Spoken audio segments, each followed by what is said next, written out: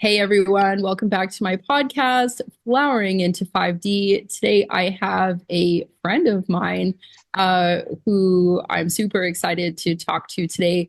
Her name is Trish, so I'll tell you a little bit about her first and then we'll get started. So, Trish McCormick is the founder of Yule Glow Wellness. She's a holistic yoga teacher, mental health advocate, and soulful space holder devoted to helping others remember their light. Her path, shaped by teaching and living in Cambodia, taught her the power of presence, community, and heart led healing. With a passion for making wellness not just for the well, Trish creates accessible, welcoming spaces for all. Through Yule Glow Wellness, she hosts uplifting events and retreats that reconnect people with their inner glow and the natural rhythms of life. She believes healing happens in connection with ourselves, each other, and the earth. Her work is an invitation to slow down, breathe deeply, and rise together with light and purpose. Yes, welcome, Trish. How are you today? I'm good. How are you? Thank you for that introduction. I know it's a tongue twister, but thank you. Yeah, it's my pleasure. You've been in Cambodia for a little while. Tell me a little bit about that. Yeah, so I arrived in August of 2023. I've been here before just as kind of a traveler, a few times or at least twice before, but short visits considering how far it is. And I decided to move here in August of 2023. My sister's been here for the last 14 years, and I came because she was starting a holistic wellness retreat business. And I decided that like things weren't really, it was the same pattern, and I kept just falling into the same traps of like woo me. But then when I realized that maybe I have some of the responsibilities for my life choices, I decided to make the choice to leave kind of my apartment, my friends, the familiarity of just my everyday mundane life. And I came here to help her host plant-based wellness retreats to help people heal. And through my own healing journey, I was able to step into the power of a yoga teacher, which was something I've always wanted to do, but I've never had, I guess, the confidence to say, oh, I can do that. It was always like, oh no, like I can never do that. Although I went through teacher training and I loved all of that, I always took a pause and always, I guess, second guessed myself because of social media or just what you think a yoga teacher is supposed to be, which we can all laugh about that now, is there's no like standard model of what a person should be to be a yoga teacher or a teacher in general. So it took me a while to kind of unlearn those things or unlearn those beliefs I had about that to step into the role as a yoga teacher, which I'm excited to continue on, but still have those moments of what am I doing? But I hear that a lot, so I'm like, I'm not alone. Yeah, definitely not. I think we're all kind of, if we're honest with ourselves, we're all kind of like, what am I actually doing? Like Yeah. I feel like Yeah. if you're like super confident, that's a sign almost that you're like not in the wrong, but if you're super duper confident about everything you're doing, there's a good chance that maybe you're not on the right path because you shouldn't always be confident in everything you're doing. I think, anyways. Yeah. I think that's 100%, and something I live by, or the motto is like, for me, is like I'm still continuing on my yoga education journey to be a better teacher or even just be more familiar with our anatomy and so on. But something that I always say is like, if you're the smartest person in the room, you're in the wrong room. So I Mm, always kind of use that as like my kind of my standard of like, okay, if you are excelling, that's beautiful and you should celebrate that. Not to say you should dismiss it and just go on to the next, but that could be a good sign of like you need to prosper, you need to evolve wherever you are. So you never want to be the smartest person in the room. You always want to keep growing and learn from other people too. It really humbles you. definitely, definitely. So, speaking of lessons, I would love to know, like, what do you think that your soul came here to learn? That's a great question. I'm still, I think, discovering that, but I think my soul, I think about this all the time. This isn't a question that's just like out of the blue. I probably think about it more days than not, but I think my soul came here to just maybe just even experience the human experience. So that's the good and the bad. I think a lot of my anxiety or my fear is just part of my soul's contract in some ways of teaching me resilience, teaching me, even just humbling moments. Like I said, like it's not always about being the best. It's about showing up and being your best. It's a little bit different. So I think my soul came here to teach me or learn and unlearn some things from whatever past life I may have done some shady things. And I can accept that, seeing, I'm like, okay.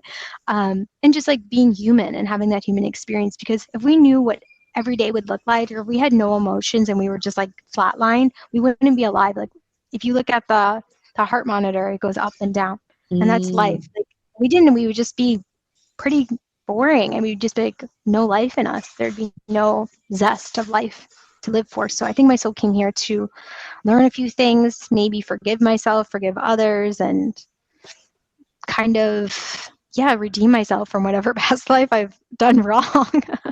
I love that. I love that. And so obviously by you saying that you do believe in past lives, like, is this something that you've held on to like your whole life, or is this like something fairly new to you? Like, I'd love to know more about that. It's probably more new. So I'm not saying I didn't believe it. Maybe I was more like on the fence or skeptical, like maybe, I don't know, like that in between. But just through the work I've done in Cambodia, and especially the spirituality in this country is very vibrant, I would say. I think I got more influenced by living here. More so, it's not that I didn't like believe before. It was more I didn't have, I guess, any firsthand accounts of being like, yeah, that's possible. It was like, yeah, maybe it's possible. I don't know. But being here, I think, enlightened me a little bit more to see my path is not just this body. It's beyond that. It's like sometimes we get too stuck in this like earthly body, and we forget about all the things behind us or before us or after us. So, yeah. I love that. I read something a while ago that talked about how in the West, we've been so heavily conditioned with our religious programming that it's been very like Christianized, like one and done. And then you're eternally in hell, or like you're eternal. Like that for me doesn't sit right. And I'm not. Doesn't resonate. No. Yeah. And I mean, I people agree are with allowed that. to believe what they want. But for me, when I discovered more of the Eastern philosophies and Eastern religions, that kind of sat with me a lot better, because for me, it just doesn't make it. How can you just have one and done? Like, it's especially when you have these hard experiences. And then, for me, I've kind of come to the realization I probably had these hard experiences this lifetime because last time I was the perpetrator. Yeah. You know what I mean? Like something. Yeah. And I think like you probably taught this one of your lessons at the Playhouse of just like how rain works, like the reciprocation, the whole thing. So it's like we're made of water. So how are we supposed to just go up and stay when rain comes back down? There's that like circle of life. So a part of me thinks of that too. It's like, and I'm not saying anyone has to have our belief system, but just from my system, I think reacts more to that kind of dynamic of like we come back than just one and done. But maybe there's a chance, and this is just thinking outside the box, maybe we do stay up in a certain like energy or frequency thing, and then we're on hold or whatever in a waiting room, and then we come back. So it may not be as instant as like you hear people sometimes say like my aunt or my great aunt died and then I had a baby a day later. Like you hear that a lot too. But maybe there's some people that they wait and then they get like, I don't want to say recycled, but they come back, like reincarnated in another time frame. So I don't know, but I want to believe that there's something greater than this. That's what I know. So taking away my like Catholic upbringing of like Irish guilt or Catholic guilt, I want to believe that there is something bigger than me out there for sure. I totally agree. And you know what? I've heard about this reincarnating into your family's bloodline for, unfinished business. Yeah. So, I mean, why not? Why couldn't it be the great aunt returning? I mean, yeah.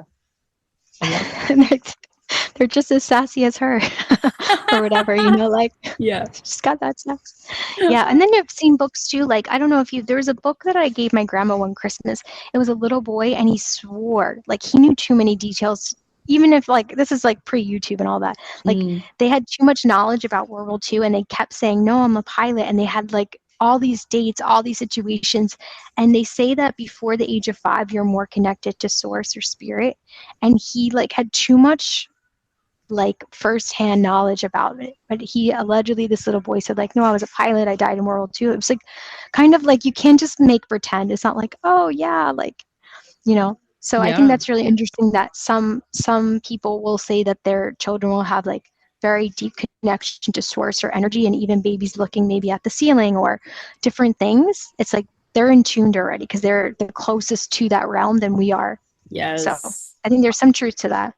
I completely agree. And yeah, I've heard this boy's story before, and I've definitely been down some deep dives of like, ooh, got some books about Yeah. past lives, and here, I Yeah. keep honestly, I'm like asking my daughter, I'm like, do you remember any lives before? Like, Oh, we do that all the time. Me and Eileen do that to Rumi because he's obsessed with the Titanic. And mhm. last year we had a Titanic cake for him. Partially it's my fault because I got him obsessed with it, the history and everything. But we keep asking, like, were you on the ship? He's like, no, don't think so. We're like, where were you? Like in that time? Were you alive in 1910? Because he's like, it's beyond an obsession that we're like concerned. We're like, all right, well, there's worse things to like. But yeah, he really loves history. So we're like, which time period were you living that you like Yeah. that so much? Yeah. But That's so whatever. Yeah. funny. I remember Yeah. when I was working somewhere else, there was a boy who was like, I think he had gone to the Titanic Museum or something. I don't know where it is or anything, but Yeah. he was just like on this Titanic train of information and telling me all these facts. And I just think it's so amazing how kids can like not get obsessed with something, but and then they find something that they're interested in and they just go in and they remember too, which I Sure. mean, I feel like this is something that adults almost forget to do or forget know Yeah. like how to do because maybe they're in the cycle of the rat race or whatever, and I just love seeing that with working with Mm-hmm. kids, that they have this thirst for knowledge that can be shut down by so many Mm-hmm. things, but find it almost admirable. Yeah, it's just I think that we discussed this with roommates. It's like sometimes they just want to master something because as adults, maybe as a child they can't get ready by themselves, or maybe they have trouble in school reading and writing. But when they find something like it could be dinosaurs, it could be a type of car, like sometimes I don't know what half the facts I'm getting, but I'm like, wow, like I learned something today, and it's because they find something that they're able to thrive at. And for us, it's like we kind of lose some of maybe those skill sets because we're too, like you said, in the rat race, but it's interesting to see their light up, in certain things as a child. Again, I think it goes back because they're so much closer to source. They have that that energy that allows them to enjoy the simple things that we maybe take for granted as grumpy people. No, I'm kidding. Mm. As older people. Yeah. Yeah. Yes. Yeah, they're definitely more in the now, right? Like that's Yeah. that's 100%. And I mean, there's no denying that they don't really sit there and Yeah. think about like, oh, well, remember when I mean, they do, but not as Yeah. much as we do. And actually, Yeah. speaking of growing, I'd like to know like what's one belief you once held that you've since outgrown? There's so many, but I guess it's like this might be okay. So I guess let me give you a little bit of a backstory before I say Yes. this, and you're like, oh my God, what does that mean? So when I was little, before I was born, my parents were divorced. So I guess I grew up with this idea that like I wasn't supposed to be on this earth. Like I always had this feeling of not belonging in certain ways. So I had to outgrow the idea like I'm not supposed to be in this space. And that was something really hard because like jokingly I would bring it up and be like, haha, like I'm a mistake, and you make those like little on off jokes until you sit with yourself and you're like, oh, it's not a joke. Like that's actually how I feel. So in the last year and a half, that's something I unlearned, like regardless of how I was conceived or the energy behind it, there was a reason. Maybe my soul came here, like you said, for whatever it might be, or maybe I had to be part of my parents' soul contract as the last child. So that's something I had to really heal from and not make jokes about, and just honor that like that's how I was feeling and there's a purpose for my existence. I love that. And I think you're right in that you really have to be aware of how you speak about yourself and others, because it's I feel like in the West it's like so normal to like degrade yourself like as like I'm just being Yeah. funny and like LOL and like I'm garbage, Yeah. or but Yeah. really like our words are spells. I really do believe this. And if you're I sitting do here believe that. talking poop about yourself all day, it's gonna just keep reflecting on you in that way and just make you go smaller. Yeah. They have something they're selling out at the studio we work out, right? And I think it's funny, but then I'm like, no, it has power, so I can't buy it. But the bag is like those like recyclable bags you have for like the grocery store or the market. So it's fun. Then one day I sat with myself, I was like, no, it has meaning. So the bag says like I have a lot of baggage, and it's funny, like in the Western context. But then when I sat, I was like, maybe I shouldn't have that as like my mantra walking around. Like I am emotionally, my energy's fucked. So I think that's true. So I'm more mindful. Like even memes I send now, I know that sounds silly, but like there used to be things I would send as like dumpster for, you just whatever. I know what you But mean. now I'm more mindful of like maybe I shouldn't send that because I'm putting on the universe that I think my life's a dumpster fire, or I think I have this or that. So I'm more, I guess, aware of even the things that I am bringing into my, or attracting into my life, not even the words I speak, but the things that I'm reading or the content that I'm absorbing day to day is managed maybe a little bit more than it used to be. Instead of like, that's just so funny, like whatever, don't take it seriously. And at the same time, I think that what we say is very powerful. So we should be mindful.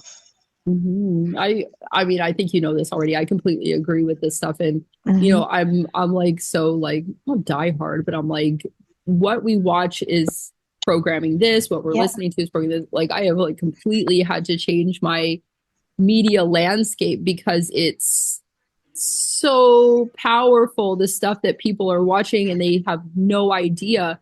And I mean, I feel like I'm like on my soapbox again, being like, hey, everyone, like, what, be Yeah. careful what you're into, what you're taking in. But it's something I feel so passionate about. And, I don't know about you, but I feel like the more that I withdraw from popular media and like movies and TV and music, it's almost a little bit more, well, not almost, it's quite isolating because then, Yeah. especially also being in Cambodia, it's like once you get that bird's eye view and you're removed from the situation, you can see like the tentacles of garbage that's going into people and nobody gets it. Like you try to have a conversation about it and it's just kind of like, no.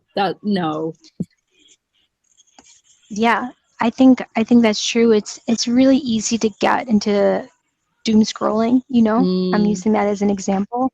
And something that I received advice from a therapist was like, never take advice from someone you wouldn't switch your life with. So I use that kind of even in social media. Like if I'm following someone, like, why am I following them?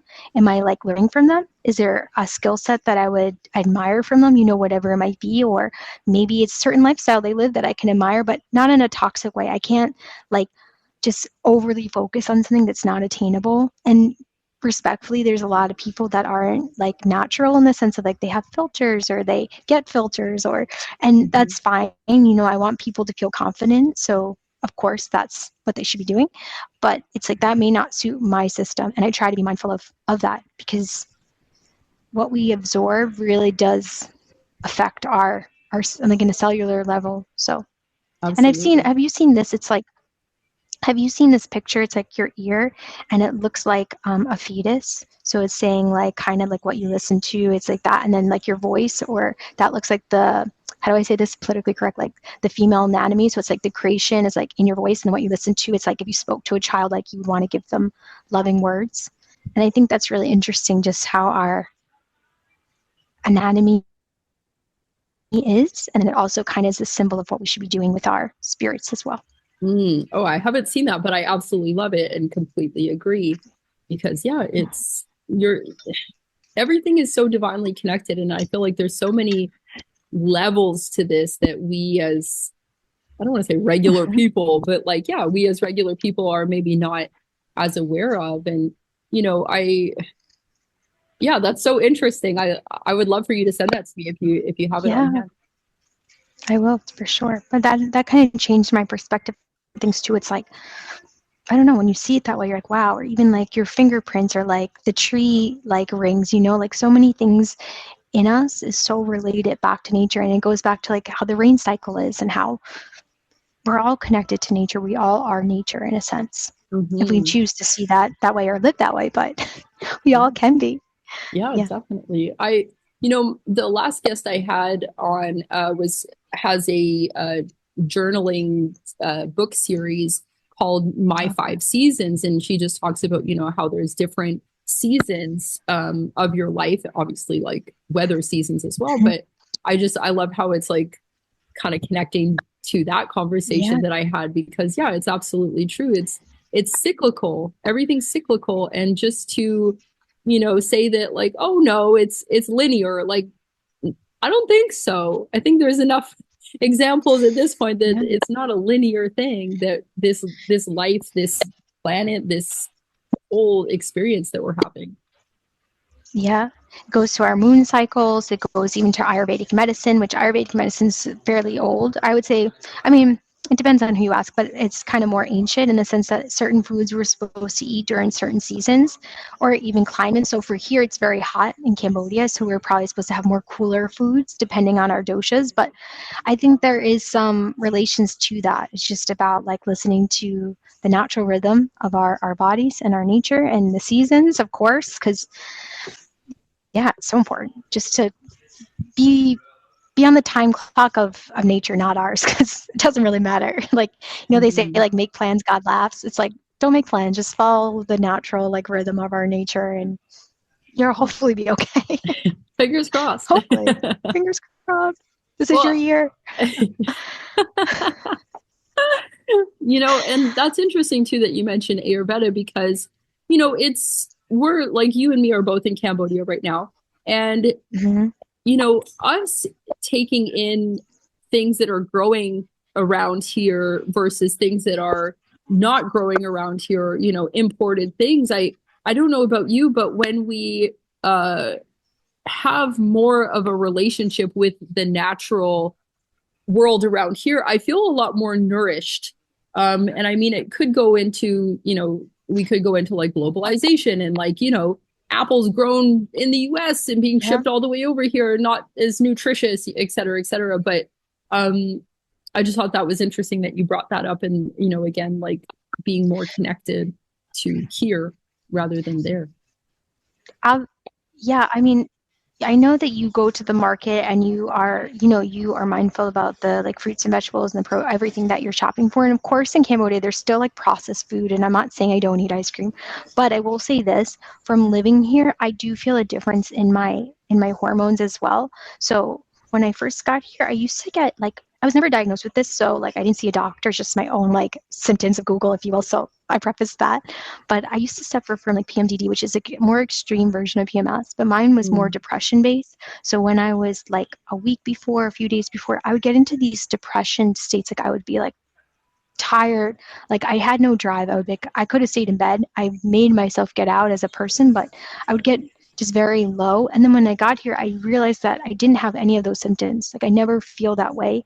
Now it's kind of like, oh, I can't believe it. Like it's that time of month. Like I had no like I guess signs. Like before I had very much signs like, oh my God, you are in the lowest low. So I found that very interesting of having that shift of the environment here, whether it's food based or just the environment of the land. But I did see a correlation between that and feeling the difference in my system by living here the last 2 years. Mhm. Well, and I think I you've been to Bante Sre, right? Yes. So like, you went there. So it's for those who are listening who don't know what that is, that's a spa here. It's a women's only spa that everything is made either on site or very local, right down to Hmm. the rice noodles. And, during this experience, you're pounding out herbs that are grown locally. And it's like, you put it on your skin, you go for a steam, you go for some guasha and cupping, and then you can go for a little plunge pool. But anyways, my point is that just one day there, I felt a complete shift. And I'm already in the, I'm buying at the local market and everything, but just that organic taste of you can't get any more Yeah. local than this, and like putting locally made things on me, I felt it to be so powerful because I could just Hmm. instantaneously feel a difference. And I'm like, if this is one day, then imagine what it would be like. I mean, I'm going like crazy, like bird's eye view Yeah. right now, but imagine if we all were in a community where things were grown locally, like how different the world would be and Mhm. how different we would be as people. Like it's, sorry, that was like Yeah. all over the place, but No, I yeah. mean, and even the owner of that spa and the restaurant that's in town, shout out. She is very like, I mean, that's the thing. She puts a lot of great intentions into her spaces and the food that she does, and I do believe that that's a big factor. When I did my gut health series here in Camp Hot, one thing that I mentioned was there was a study of rats, and one rat was fed like high cholesterol foods, but they were petted and they were like loved and adored on, and the others were just fed, you know, not the best food, and they didn't get the TLC. And the difference was the ones that were held and nurtured, they actually had no change in their bodies. But the ones that had like the high cholesterol food, they actually had a spike in all these medical problems. So it's the intentions in what we do to our bodies. So if we like share a meal with a loving friend or a partner or a child, it's like putting that intention in there. Like you probably have gone home maybe, or maybe when someone you dearly care about makes you food and with such loving intentions, it tastes better. I don't know, it's just a Yes. different frequency in what we eat. So even with the spa that you're mentioning, not only do they like make all the ingredients. I know from the owners, like all the girls in the morning go to the markets. It's like that's the first thing they do in them. So everything they do from like the start of their day to when people show up, it's the intention behind it. So of course we may not have the luxury, or I wish, to go there every day, but it's like having what you said, those like mini glimmers of the day of taking care of ourselves, especially as women and mothers. We sometimes put ourselves, I'm not a mom, but sometimes mothers put themselves on the back burner. So having those moments of just like speaking kindly to ourselves, or, you know, doing those things like can really benefit ourselves and our families. So I love that. I didn't mean to be like so, but yeah, absolutely. I completely agree. Oh, yeah. So I just wanted to kind of Yeah. change gears for a second because I know, well, I definitely know that you're Mhm. leaving in a couple of weeks. And I Yeah. just out of curiosity, I'm wondering like what are you bringing back to the US from your time in Cambodia that is going to help you to Uh, guide the people of the US or whomever is coming your way? yeah. Well, I think a lot actually. I think most of my anything that I'm going to pursue is going to be definitely highly influenced, and I will show my respect to Cambodia, the land spirits, all of the above, and even the name Yule Glow came from. Um, Essentially, I was in ceremony at Samaya Retreat, which is my sister's retreat, and something that came to me so randomly was like Yule, Yule, and I was like, Yule tide, like Yule, like what does this mean? You know, you're in meditation, you're like, what does this mean? And I asked my sister, who speaks Khmer. I said, what does Yule mean in Khmer? Like it, I don't understand why is this just keeps going. And she goes, oh, Yule, it's spelled differently, I might add, but it means understanding. So Mm. something that sat with me is like, I want to create a space that people feel understood. And that's where Yule Glow comes from. It's like the word Yule. And when this all came about, it was December. So it's like Yule tide is rebirth too. So it was like all encompassed. And people were like, why that? And like, honestly, I wish I could change it, but this is just what the universe wants. It has to be this name for now. So essentially, even my name that I will be branding, if you will, is very much influenced by Khmer spirituality and culture. And what I want to bring back too is like something that I learned here in Cambodia, starting as a teacher, is like I used to always be like, I'm not enough. Like this person's doing this person's stronger, this person can do a headstand, like all the above. And I realized that maybe my gift to teach is to be like more free in what I do. So instead of being so structured, like this is how it has to be, philosophers, and it's like, okay, yoga also, this is going to be a controversial take, but yoga, yes, there's ancient practices, but a lot of the modern yoga poses are actually not that old, and it's been like westernized in some ways too. So sometimes when people are like on their spiritual ego, like it has to be this way, you're like, okay, but not really. That's how I take it, just studying it. I want people to have the freedom to flow. So I want people to feel in their bodies, feel at home, and even teaching at the studios here, I want to say 90% of my day or classes are people from all over. English is their second language. So sometimes we don't always speak the same language. It's the frequency, it's our body language, it's the connection we have just being in this space together, holding that space. And that's very difficult. So what I've learned is like, it's not even what I say. I could have the perfect cue and be like, wow, that was 10 out of 10. It doesn't matter because that's just my ego.